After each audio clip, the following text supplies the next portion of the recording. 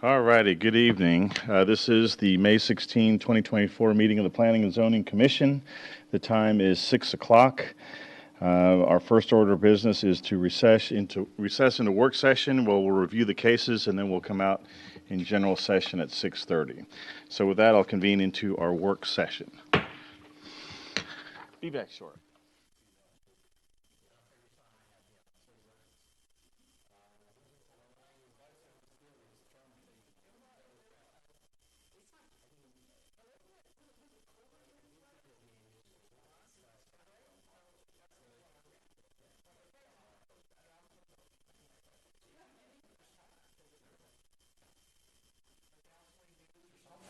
Anyway, let's move on. We good to go? Yeah. All righty, so we'll start tonight with a roll call. Chairman of the Planning and Zoning Commission, Edwin Haas. Roll call, Vice Chair Glenn Portman. Present. Sue Blankenship. Here. Kent Haffeman. Here. Hafeman. Look at that. Cindy Bishop. Here. Ed Marr. Oh, if you took the Here. off. And Freddie Garrett. Here. All right, full house tonight. So, Matt, I guess you'll take the lead tonight, introducing staff and reviewing the cases. Thank you, Chairman Haas. Hey. Tonight's staff members include myself, Matt Steer, Development Services Administrator, and then we have Vandana Sayeh. She's our Senior Administrative Assistant, and Cami McGee, our Planning Secretary. All righty. So we loaded for bear tonight? Yes, sir. Wow. Big agenda. City engineer present. No. Do we need them? What? No, I told him he did not need to come, and Mary she's off tonight as well. So the first and only case is the well-built case. So they came in and talked to us. They asked us about this, and we said it looks really good what you're proposing to do, but unfortunately we have to bring it through the process because the front yard setback it's encroaching into the 60-foot that's required. I'll show you slides out there of the elevations and how nice it looks, but I think what they're trying to do is create an entry feature. They have representatives come from the airport, so they get driven in here, limousines, and they want a nice entry for their clients. And so anyway, this is doing that, and they've got day elevations and night elevations. The other thing is they're proposing signage on the canopy. So I put that in there as a PD condition. In the event that people consider this a canopy, then we can get some signage approved on that for them. Technically, because signage is not allowed on canopies within our zoning ordinance. And the real intent of that is a canopy being a gas canopy for gas stations, not to have signage on theirs. But we do allow for them to put a logo on their canopies through PD conditions. Did we allow one for Texaco over there on Denton Tap? On Denton. Or 7-Eleven? The 7-Eleven. They have a logo on the corner. They might have a logo, and then we allowed one for Market Street, and then one for Kroger as well. And then on the northwest corner of the building, they're proposing a little canopy addition. It enhances their entry, and I've got elevations of that. And then in their dock area, they've got emergency generators and dumpsters that they're proposing to screen. And some don't screen them if they're in their dock area, but they are even proposing to screen these as well. So that's an enhancement. Then they're also proposing a monument sign on the north side on this State Highway 121 frontage. And so because that wasn't included with the original conceptual PD, we're including it on this site plan amendment. And that concludes my remarks. Any questions? It's a good looking building. And what is well built? What are they? Well built. Kitchen appliances. Right, yeah. So they've got some test kitchens in there where they're gonna show how they work and they function. I think they have commercial clients, like, Yeah, it's all commercial kitchen. okay. Restaurant grade. Yes, restaurant trade. So, yeah, ask them a little bit about their business because it's really interesting what they do. Will they cook for us if we go in there and they try out their stuff? Yeah. Yeah, do they hold demos over there? I don't have any questions. Any questions about the commission on this one? So, yes. So with this, they're opening up the PD all over again, correct? It's not just this piece of the PD, they're opening up the whole PD again, correct? No, they're just opening their portion of the PD. That's what I meant, yeah. Yeah. So this is just this site on this, Right. This is the 9.01 acres portion, so it's not, they're not opening up the hotel PD. got it. Now, the little piece of artwork, whose PD does that fall within? That was the overall conceptual PD, but it might have fallen within this area here. I'm not exactly sure. What's your question about?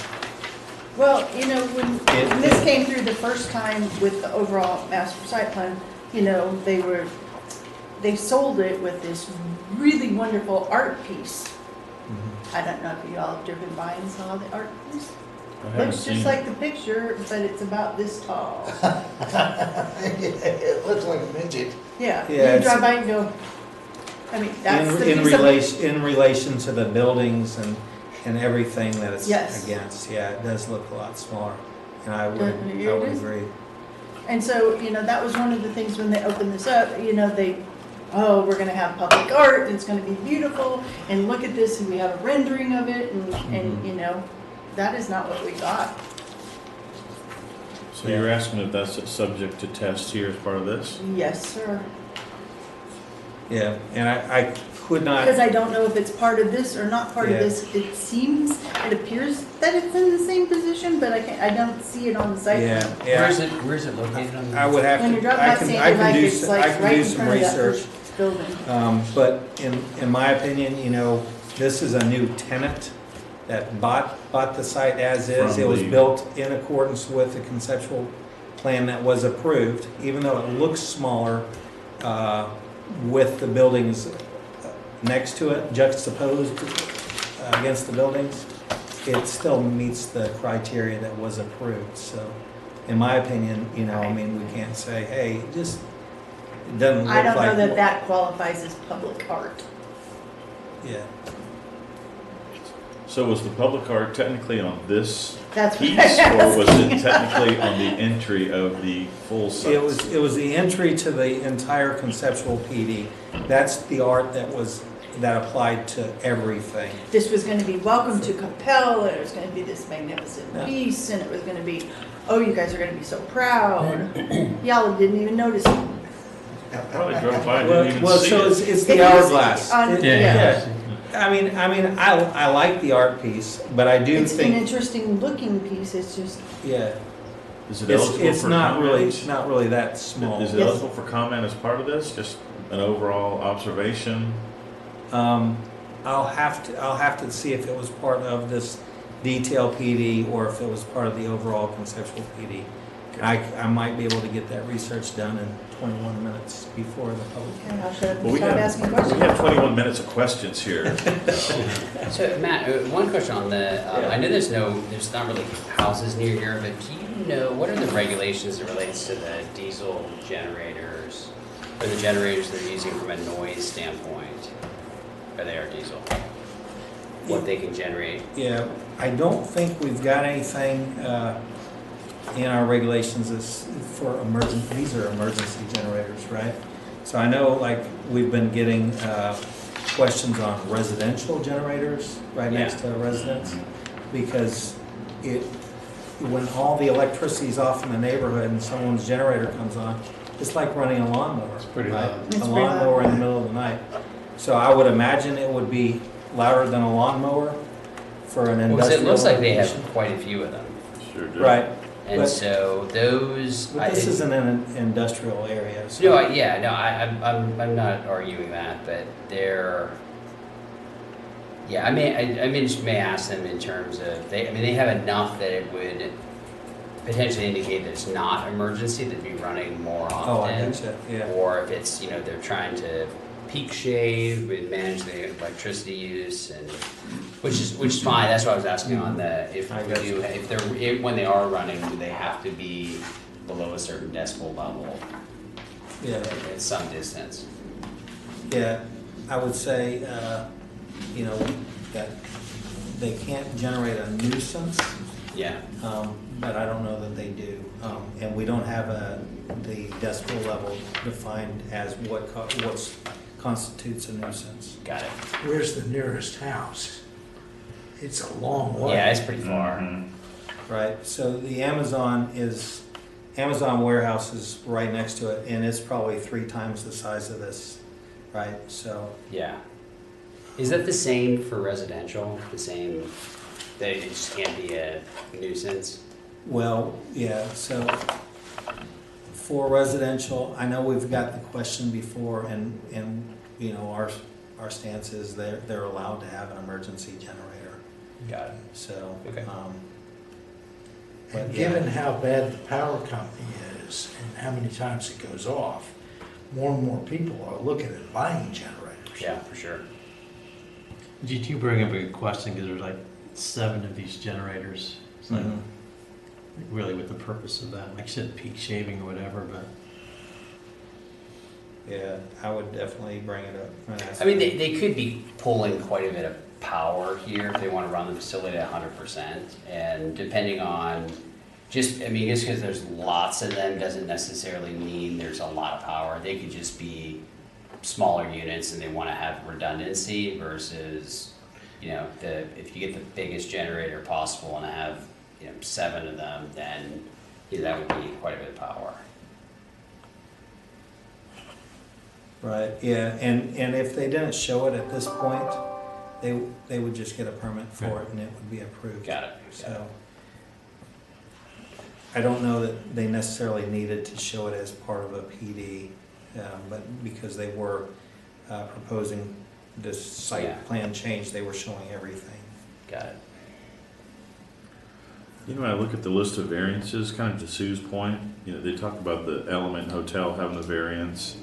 So it talks about the site, the total site, not just this piece. Right, well, so it was an ordinance that was put together for the conceptual PD as well as the detail PD, right? Gotcha. So I'm trying to pull it up here. How'd you get to it before I did? Skills. No, I just see it on the list of variants and the PD conditions of. Oh, gotcha, yeah. Yeah.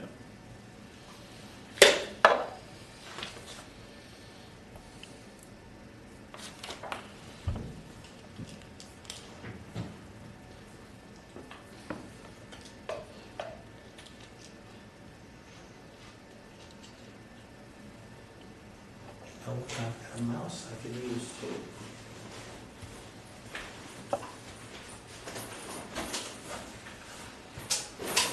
Good, because you only have 16 minutes now. 16.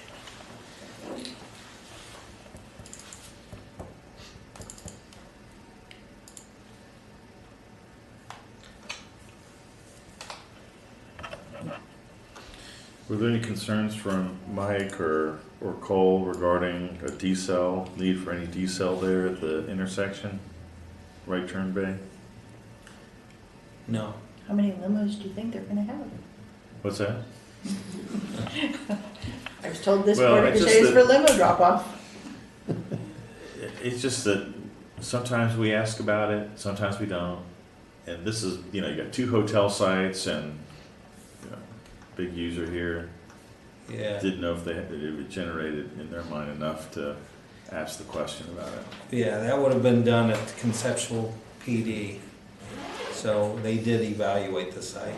And I'm sure the hotels are not in love with the concept of a kitchen equipment seller rather than another hotel, but that's just how leasing works. Well, the building looks nice, but yeah, Yeah. A little different look to some of the big box. And it's surprising how many hotels they've built along 121. Yeah. Not the truth. It's like Not one- only in Coppell, but you go all the way up to 75 in German, and there are a ton of hotels.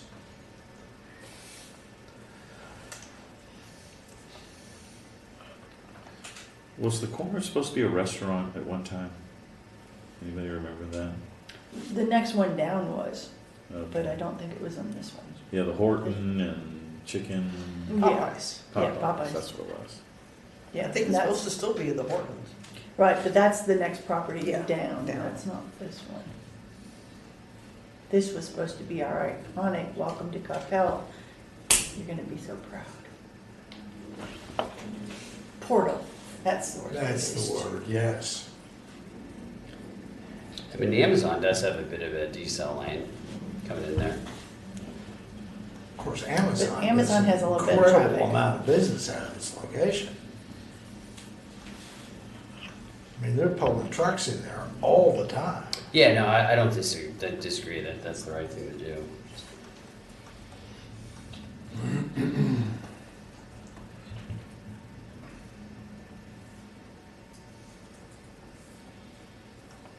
Okay, any other questions on this one? Should we recess to general session, or do we wait for an answer from Matt on the research there? Well, how about if he gives us an update on council, and then he can continue to research? That's a good idea, then we can really break out of here after the, Just thinking out loud. Okay, so yes. So for the detailed site plan, the office warehouse phase one was to allow the 130,000 square foot office warehouse building and to require the focal point artistic element as depicted in Exhibit K be constructed and maintained on phase one, lot one of the development.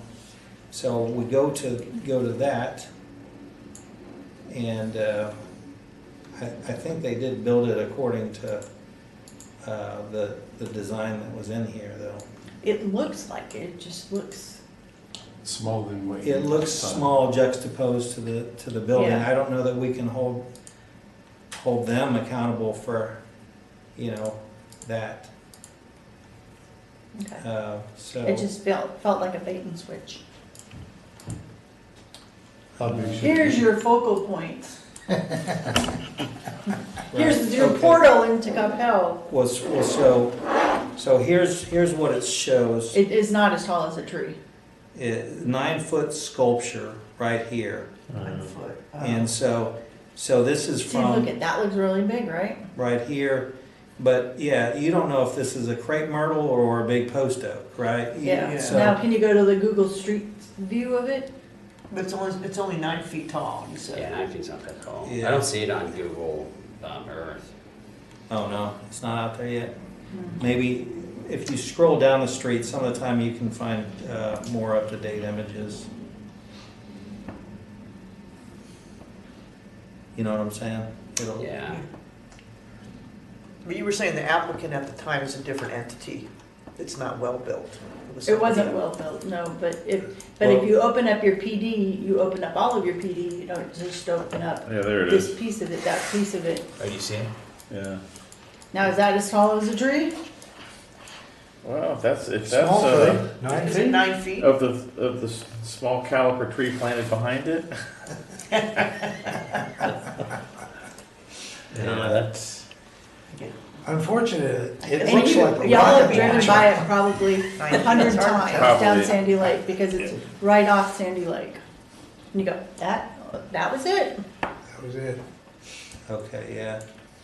Oh, so you've already showed it to him, Eddie, so you beat me to the punch. That's a again. different, yeah, there's a different view that Matt has. Which one? Let me zoom Shows in them here. with the Oh, background. I Okay. guess it could be 9 feet tall. where is it? It's got those pieces in there. Yeah, Is that it right there? Yeah, yeah, that's it. I don't know. Inside the white ring of stone. Hmm. Yeah, so, all right, the update to council? Yes, please. All right. So I've got to stretch this out for 10 minutes, huh? No, we could take We- a body break. We had, Yeah. 5 minutes. an ordinance for the fire station that was approved. Then we had CISD Tennis Center and the Fine Arts Building, that was also approved at City Council. Okay. And there was little discussion. One last thing, we're going to be sending out a poll. We have a request to have the joint meeting between the P&Z, the Ford Board, and the Smart City Task Force. And so we're gonna send out the poll, and we're looking sometime in September or October. What we're trying to do is do it on one of their scheduled meeting dates. And so that would be either be September 11th, October 7th, or October 9th. So we're gonna send out the poll and see who all can make it. But that's. Why? Why you want us It's a together? joint meeting. Joint meeting, okay, so we have things that we should be working on jointly with them. Number one thing would be our comp plan update. And so we're trying to put together an RFP, and it's gonna go out later this year. Well, one of the components of the RFP would be Smart City, and one of the components of the RFP would be future-oriented approach to residential development. So I think you guys would play the lead role in the comprehensive plan update, but including them and getting their input, because they've spent a lot of time on it. And we might have to, or might get to include other boards, but I think these three boards are going to work closest on the comp plan update. What were the dates again? Well, September 11th, September 11th? Okay. October 7th, 7th, and October 16th. October 9th. I was so close. Yeah, you were very close. October 11th, or September 11th, October 7th, and October 9th. And so, October 9th, that's TML going on. TML's in Houston, in Houston, gotcha. so that would not be a good day for me. The 11th, the 7th. Well, like I said, we're gonna send out the poll The poll. to everyone. And so, Everyone, October 9th. Yeah, there you go. And what was the second board? future-oriented approach to residential development, and then the smart city board. Yeah. Do we need a quorum for those meetings? No, Yeah, I don't no, think they we need just a want as quorum, much but participation. we're gonna post it. So in the event we do have a quorum, then that'll Will it be here, over in the library? be. I'm not absolutely sure of those details. Maybe we send out. Buses. Maybe we'll have that in the Depending poll. on what the poll says. Exactly. Where do you want to have Are you it? gonna be there? No, it'll probably be Life Safety Park. That would be my guess, because they've got a big room that we could all, and lots of tables. We could all sit. And then if you have to change your clothes, there's a place for it too. That's right. Put on a fire coat, maybe? Right. I'm gonna write down Life Safety Park. Or Community Commons, you know, they've got the big room where we have our breakfast. Now regarding that fire station, they already have the blue fence already up. They already are installing erosion control. Yeah. They were Because already they gotta ready take to down the go. building, I'll have to take try. down the existing one. Wow. Are they gonna recycle anything from in there? I imagine, yeah, but I don't know. I think all of October's out of question. Out of question for Glenn. Okay, well, we're gonna The send out the poll poll. again will be coming out. The vice chair carries no weight. Neither does You're the right. chair. I've got Well, guests. so we can't do it over the summer just because there's gonna be too many people that are gone. And then, so that's where it landed in the fall, early fall. Which makes sense. We'll see what the poll results are. All right, the time's 6:24, and I'll adjourn the work session. Got a few minutes before the regular session there. Okay.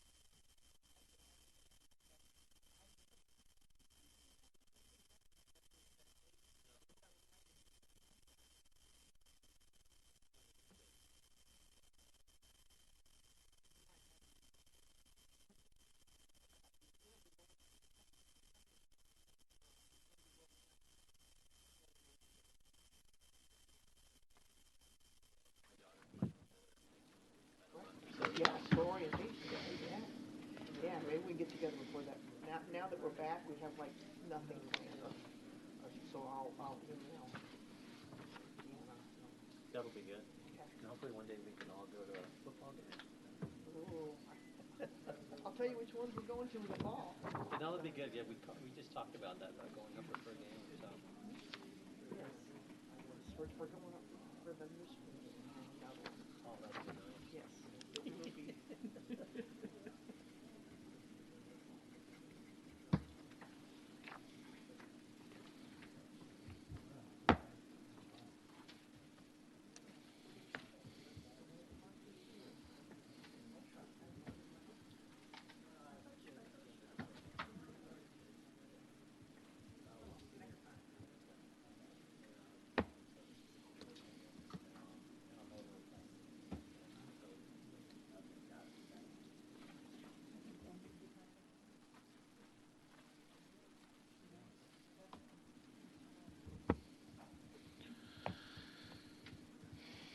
You guys good to go?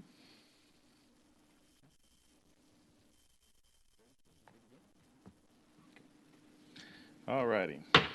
Okay, the time is 6:30, and the commission is now convening in regular session. All of the members are present. Item 3 on our agenda is citizens' appearance. Cammie, has anybody signed to speak on that? Okay, we'll move on to item 4. That's approval of the minutes of our April 18th meeting. Are there any comments, or is there a motion by the commission? Yes, Mr. Chairman, I move that we approve the minutes of our last meeting on April 18, 2024, as written. Okay, we have a motion by Vice Chair Portman. Is there a second? I second. Second by Commissioner Guerra. Cammie, would you call the roll, please? Please respond by saying aye or nay as I call your name. Commissioner Blankenship. Aye. Commissioner Guerra. Aye. Vice Chair Portman. Aye. Chairman Haas. Aye. Commissioner Mauer. Abstain. Commissioner Haveman. Aye. Commissioner Bishop. Aye. All approved, none opposed, motion carries.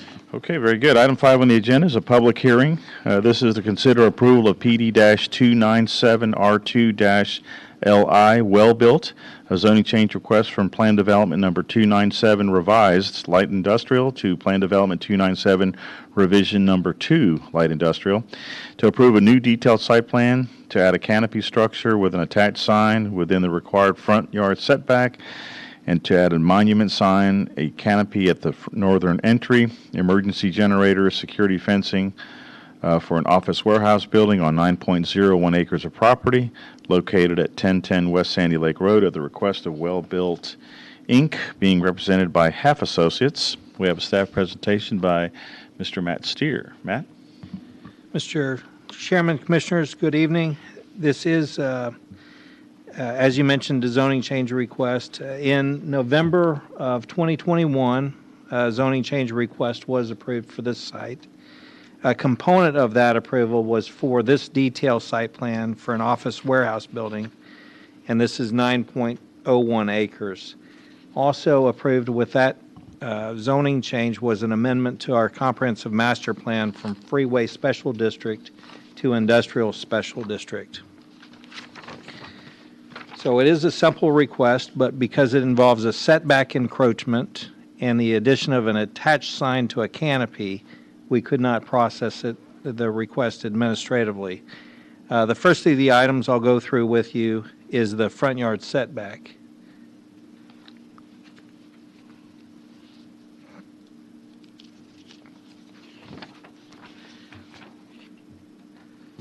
Specifically, this request is to allow a porte-cochere or a canopy to encroach in the 60-foot front yard setback. It's proposed to be a setback approximately 34 feet from the West Sandy Lake Road right-of-way, and this will be located just outside of the TP&L electric easement that runs parallel to Sandy Lake. And typically, a 30-foot front yard is acceptable as long as you don't have front yard parking. So because they do have front yard parking, that reduces their setback or increases their setback to 60 feet at required. So here are the existing building elevations at the top and the proposed elevations. Here's their proposed building elevations for the canopy. This is daytime and this is nighttime.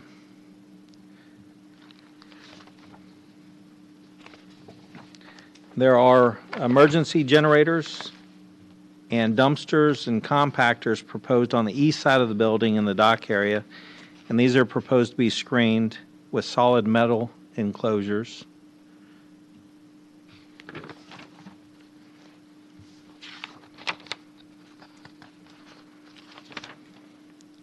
And they're proposing speed humps to be located in the drive aisle just west of and in front of the building, and this will prevent cut-through traffic from Sandy Lake to State Highway 121 frontage road.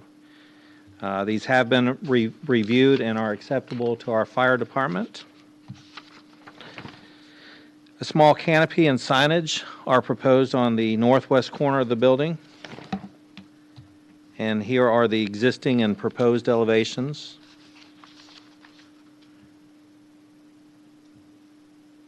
That's the nighttime elevation. All the materials are compatible with the existing building. They're also proposing a monument sign on the north end of the site, adjacent to the 121 frontage road. And this meets the requirements of the sign section of the zoning ordinance. They're proposing dwarf wax myrtles to surround the base. We sent out 6 notices within 200 feet and 2 courtesy notices within 800 feet. We did not receive any response in favor or opposition.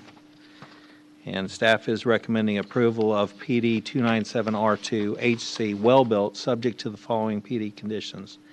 1, the front yard setback on West Sandy Lake shall be reduced to 34 foot at the proposed porte-cochere at the southwest building entry. And then 2, attached signage shall be allowed on the porte-cochere. That concludes my presentation. The applicant is in the audience as well. Okay, very good. Thank you, Thanks. Matt. Any questions of Matt by the commission? Okay, is the applicant here to present the case?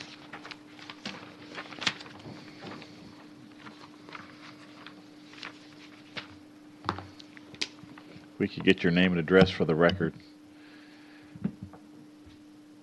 My name is Colton Vaughn, 5400 Lyndon B. Johnson Freeway, Suite 125. So I'm with Intos Design. We are the architect for this project. I am the senior project manager on the project as well. As Matt just ran through, we've been working on the development of this site with Wellbuilt and their ownership team as well to basically provide a enhanced frontage entry experience for their customer base. If you're not familiar with Wellbuilt, they are one of the largest global manufacturers of commercial food service equipment. And this site, they are the owners of the property and the building themselves. And this site was identified due to its proximity to DFW Airport.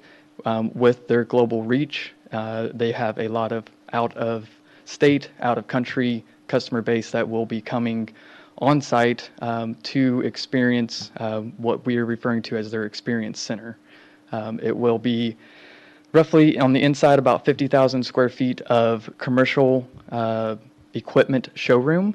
It will be basically broken down into smaller restaurants or food service targeted areas. So there's such as a pizza shop, sandwich shop, institutional kitchen, various others. On top of that, there are test kitchens and training facilities. So this will be used to also bring in technical staff to train on new equipment, new layouts. If one of their customers, such as McDonald's, is making a change to their line, this would be a spot where McDonald's training staff could come and learn the new setup for their line. They would then distribute throughout the U.S. or globally and take that skill set that they've learned here on site to their local franchise locations. The rest of the building is split roughly about 15,000 square feet of business office. It'll be private offices with a small amount of open office. And then the remaining portion of the building, I think is roughly about 65,000 square feet, will be warehouse storage.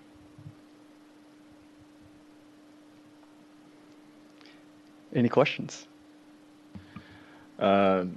I don't have any questions yet, although I saw on the breakout of square footage, what is unconcentrated space, square footage? What is that? Unconcentrated, that's part of assembly. Okay. So there's some portions of assembly, breaks down as A2 unconcentrated chairs and Gotcha. tables. Yeah. So there's a larger training facility with two test kitchens on the inside that can be broken out into one large room or 3 smaller rooms where they would bring in a larger group for training with video conferencing as well. Okay. Mr. Chairman. Yes, sir. Fire away. Thank you for your presentation. Is this a manufacturing facility in addition to a showcase? No, they will not be doing any manufacturing here. The warehouse space will be only for the storage of equipment. So the big goal in mind is that this facility is flexibility. They want to be able to, whoever the customer coming in, they want the ability to change out the range or change out the refrigeration units or the griddle. And so the warehouse will be used for storage of their various brands and the various ranges or griddles or storage items so that they have the ability. It could be, in the morning they have manufacturer A set up and running, and if they have a different customer coming in the afternoon, they have the ability to take that manufacturer A to the warehouse and bring manufacturer B and hook it up. So we'll have UDS systems, exhaust hoods with variable speed to allow for that full flexibility. So it will be used for just storage. Thank you. We noted with some curiosity 7 generators, and we were curious. It's probably a little misleading on the plan. It's actually those 7 larger units with the circles that you probably saw. Those are DOAS units, mechanical. So it's dedicated outside air. Basically, the shell construction of this building doesn't have the capacity for those DOAS units to sit on the rooftop. They're roughly about 8,900 pounds a piece. Without substantial reinforcement of the roof structure, we've determined it was a better approach to put them in the truck court. There's actually only 1 generator that's also within that same field of those 7 DOAS units. That 1 generator, the plan right now is for it to be a diesel fuel generator. It will specifically be used for backup power to the walk-in coolers. And then per code, once a generator is brought on and attached, we will then also bring the fire pump and attach it to the generator as well. Of course, there's a little bit of overage in case, if the walk-in coolers were to upsize or anything of that sort. But those will be the only 2 items on the generator. Anything such as emergency egress lighting, that will all be battery backup localized. So the DOAS units are for air handling? Yes, so those DOAS units are almost, it is for the building air, but I would say the large majority of their capacity is associated with the amount of exhaust hoods that are within the facility. I believe there's roughly 15 or maybe 16 kitchen exhaust hoods for the various, what we're calling vignettes. We've been working with a company called Accurex, who's helped design both the hoods and the associated outside air units. And so that's why there's the larger quantity and the larger size. Do those DOAS units make a lot of noise? Just curious. I am not 100% sure. I think they would run very similar to any rooftop unit. They will have some level of noise because they do, they will have fans pulling air in and out. But I would have to lean on my mechanical engineer to get a more solid answer on that one. Thank you. Yeah. Any other questions, Ed? Yes, one question. As it relates to the ADA parks, it looks like there's only 2 near the entrance of the building, if I'm reading this correctly, and they're generally scattered around the building. So I guess my question is, 1, is that sufficient for the entry? And then 2, from the location of the rest of the ADA parks, they look like they're all generally close to an entrance to the building, but all of those entrances acceptable for in an ADA capacity? Yes, all those entries are acceptable for ADA capacity. The existing handicap layout for parking spaces, we have not modified from the original site plan approval. We could do so. If that's something we need to explore, we definitely can. Okay, great, thank you. I don't recall seeing the speed humps in the conceptual plans, but I noticed they're in as part of this application. Is there the anticipation of cut through and all that gonna Yeah, happen? so it's sort of a two-part. The owner spends a lot of time here just kind of having meetings and hanging out, and so he sees a lot of people coming, cutting through so that they're not turning on Sandy Lake to the west to the stoplight and then taking a right onto the frontage road. So he's seen cut through there. I think the other one is just protection for employees, employees coming in and out of the building. So this was actually the process of getting to these speed tables we had worked with Tim Oates on. We had looked originally at actually doing access gates on the site, but it was just creating too many restrictions, and so we had arrived to the speed tables to at least provide some level of caution with drivers and vehicles. The porte cochere, is that, what was kind of the impetus behind the thinking of that? Is that the branding? Is it typical? So it's sort of multi-faceted. Branding is definitely a big part of it. Being able to showcase that corner, that will act as our main entry for the experience center itself. And so with a lot of their traffic likely coming from DFW, we wanted to enhance that corner and make it a little bit easier for a vehicle traffic to identify the building itself. The other part of it is, since a lot of our customer base would come from DFW, this allows them the chance for a drop-off. I don't know how obvious it was on the plans, but underneath that porte cochere, we've created a little drop-off zone. So a lot of customers are likely coming through an Uber or a Lyft. It gives them a chance to be dropped off under the porte cochere, protected from the elements, and make their way into the building. Okay. Nice compliment to the site, the art there on site, right? Okay. Any other questions of the commission, of the applicant? Okay. Do you have any opinions of the artwork that's on the corner? I think it's great. Yeah? Yeah, from the beginning, we've had no plans of modifying it. We think it works well. We come back often to stainless steel because a lot of their food service equipment is stainless steel, which is sort of a driver of the finishes you see on the porte cochere and the canopy, and that ties into it well. Okay. The reason it's come up twice now is there was a comment regarding it appears a lot smaller than in the original submittal when it came through, and it was somewhat disappointing that it's not more of a little bit more of a centerpiece, bigger, that kind of thing. So anyway, all right. Any other comments or questions of the applicant? Okay. Thank you very much. Great. Thank you all. Appreciate it. You bet. This is a public hearing. Is there anybody who'd like to speak for or against the proposed application? Seeing none, I'll close the public hearing. Any discussion by the commission, or is there a motion? I'll make a motion for the approval of PD 297 R2 LI well-built, a zoning change request from PD 297R LI to PD 297 R2 LI with staff conditions. Okay, very good. We have a motion by Commissioner Guerra. Is there a second? Second. Second by Commissioner Hafman. Candy, would you call the roll, please? Please respond by saying aye or nays. I call your name. Commissioner Blankenship. Aye. Commissioner Guerra. Aye. Vice Chair Portman. Aye. Chairman Haas. Aye. Commissioner Mauer. Aye. Commissioner Hafman. Aye. And Commissioner Bishop. Aye. All approved, none opposed, motion carries. Very good. Thank you very much. Item 6 on the agenda is the update on city council actions. We reviewed that in the pre-session. Before I go to item 7, I would like to say welcome back, Freddie. Thank you very much for your run. We know you have the community at heart there, and so thank you for all the effort that went into that. Thank you. Okay, item 7 is adjournment. The time now is 6:48, and I'll adjourn the meeting.